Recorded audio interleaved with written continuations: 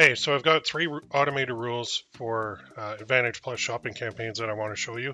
There's been a problem with these campaigns that I've been running into quite a bit in that, like, I have a t-shirt store on Shopify that I'm trying to test all my shirt designs. And I'm like, okay, well, I know Advantage Plus shopping works because I've had some success with it already. But inside the Advantage Plus shopping campaigns, Facebook always favors like one or two ads. So if I put 10 ads in there, they're going to favor one or two, and they'll basically ignore the rest, which means I can't get a good test of those other remaining ads ever because they're basically doing their job, but I've got like 100 and what 12 t-shirts right now that I'm trying to sell, and they're favoring one. So I can never get them out of that and being like, hey, Facebook, look over here.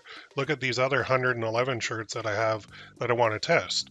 So this was really bugging me. And the other problem is some days on these Advantage Plus shopping campaigns, the performance of the one that is the best seller, like your best selling, in my case, t-shirt, um, it it tanks. Like for whatever reason, Facebook went out and found some different test audience or bucket of audience somewhere else instead of what they usually do, and the performance stinks. So they will still spend the money on the one ad that they think is the best one because historically it is, and it is your best seller, but ignoring all the rest really it was bugging me.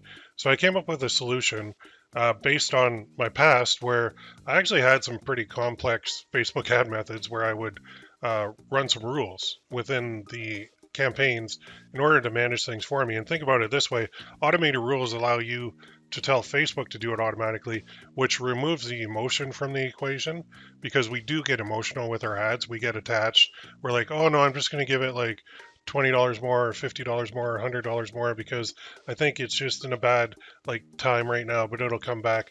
These automated rules are ruthless. Like they don't care about emotion at all. You tell it what to do, it does it. And and you tell it when to do it and it does it too. So here's the thing. Some argue that Facebook is doing their job focusing on the best one, which is true, but if the best one stinks on any given day, it shouldn't be giving any more budget. Plus, you want to test your products, and you can't if you just leave it up to Facebook. So the solution is to guide their hand. And I came up with three rules that I'm actually implementing right now inside my Advantage Plus shopping campaigns. And the results are good so far, but we'll see in a week or in a month how well that does. So rule number one is this. The other two rules are going to pause the ads within the campaign because you have the campaign level and then the ad level with Advantage Plus shopping campaigns. So what I did is I set up rules to restart all the paused ads from the day before at midnight if the ad name does not contain crap. So what do you mean crap? Well, basically a crap ad is a crap product that didn't convert. So what I will do is I'll look at my ads daily. I'll look at the results, and then I'll look at, say, test design number 1, 2, 3, 4, 5, 6, 7, 8, 9, all the way out to like 112 in my case. And I'll look at each one and I'll say, how much am I willing to spend in testing this design to see if it's going to get a sale? If that number is, say, $20, which is fairly aggressive, but I'm going to set it at $20, and I'm going to say, or I could even say $30 or $40 per design that I'm going to allow Facebook to test to get sales and see if I've got another winner. So you set that number depending on what you want to do and what your goals are and what your product is. For me, it's t-shirts. So I might say, okay, let's spend $40 per shirt design in testing with Facebook ads in an Advantage Plus shopping campaign. If my design spends $40 without a sale, I edit the name of the ad. And all I do is add crap to the name of the ad. That's it. That's all I do. So I look at my ads and I find the crap and I put crap in the name. Now what this rule does, at midnight, it's going to turn all the ads back on if the name doesn't contain crap. So I apply it to all paused ads in the ad group. The action is to turn on the ad when the ad name is not crap. Meaning all my good ads will keep coming back on, but the ones that I manually label crap will not. The time range is maximum, that doesn't even matter, but I'm going to do this daily at midnight. Okay? That's the first one, because what this does is reset everything. So it says to Facebook that, okay, those ads didn't work on Monday, but Tuesday's a new day, so let's try this all again. And then Wednesday's a new day, so let's try this all again. Meantime, I'm watching things and I'm saying, okay, design number 3 has spent $40 without a sale. Crap. That's what I add to the ad name. And this will continuously reset. And it also allows me, once I have crappy ones that are being shut off, I can add more tests to this campaign. Okay, so I know people say, don't touch campaigns, don't ever touch campaigns. But really, I mean, do you think Facebook, the algorithm looks at you and says, how much did you tinker with this? And if tinker is greater than 2, give them poor performance. No, that's not how it works at all. All right, rule number 2 is important. This says this is a one where you're going to pause an ad if it's spent, in my case, $20 and the purchase is less than 1 today. Now that $20 is arbitrary. That's your number that you set. Could be 25, could be 30, whatever you want to do. It could be 15. It depends on your product. So in this case, I use $20 as an example. So any ad that spends $20 without a purchase gets shut off. And I'm going to run this continuously. And I know stats are delayed. I don't really care. Okay, I don't want to be in here all the time checking this throughout the day. I want to go on the weekend and enjoy my weekend at the campfire, whatever I'm doing. So it's a continuous check. Turn off ads if it's spent, in my case, $20 without a sale today. So it's all active ads in the campaign. Turn off the ad. Spent is greater than 20. Purchase on the metapixel is less than 1.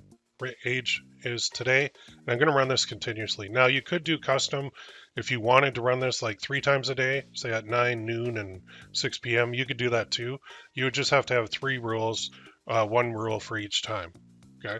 But for me, I'm just going to run it continuously because honestly, even if a sale shows up later for like when the stats are updated on Facebook's end, I don't care. Because if a sale showed up later, I'm going to see that when I look at my ads, like when I check them in the morning and I'm looking for the crappy ads, I'm going to see that and it's going to come back on the next day anyway. So if it got a sale with like $20 spent, I got a pretty good ROI on that. Not quite 2.5, but decent. So I'm not really worried about that because it'll come back on. All right, rule number 3 is this one.